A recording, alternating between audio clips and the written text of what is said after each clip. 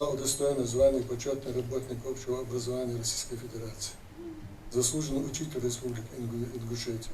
И это все о Хаве Вахаевне Тумгоевой. Ее нет с нами, но ее творчество и сейчас радует читателей. В Центре культурного развития мастера пера вспоминают близкие, коллеги и просто почитатели ее таланта. Исполняют песни, написанные на ее стихи. Эти строки, наполненные глубокими переживаниями и любовью к родной земле, стали живым напоминанием о поэтессе.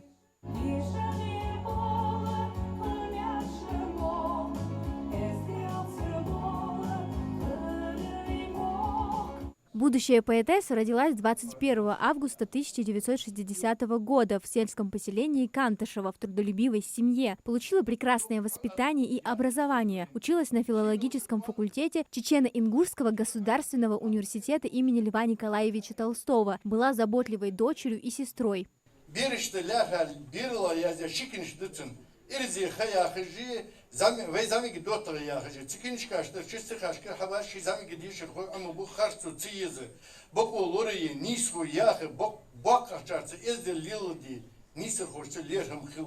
Венец свой творческая дума вершила из душевных мук. Хава не сразу пришла к поэзии. Сначала она выбрала путь медицины, поступив в колледж, чтобы заботиться о больной матери. Но когда той не стало, в ее душе будто разверзлась бездна чувств и мыслей, требующих выхода. Так и родились первые строки. Сначала о маме, а потом обо всем, что отвлекалось в ее сердце. Человеком она была очень милосердным, добрым.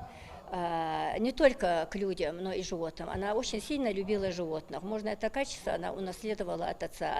Отец у нас был таким. Ее уста глаголют от избытка сердца. Прекрасный поэт и мудрый педагог. Так отзываются о Хаве Тумгоевой ее близкие коллеги и ученики. По их словам, она была человеком огромной души, писала не просто слова, а оставляла часть своего сердца на каждой странице. Очень много прекрасного материала о наших малышах, о наших младших братьях, животных, флоре и фауне.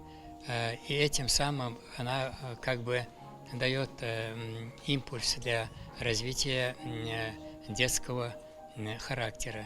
Каждое ее слово воспитывает чувство доброты, чувство ответственности за свою родину. Такие встречи дают возможность подрастающему поколению по-новому взглянуть на произведения ингушских классиков.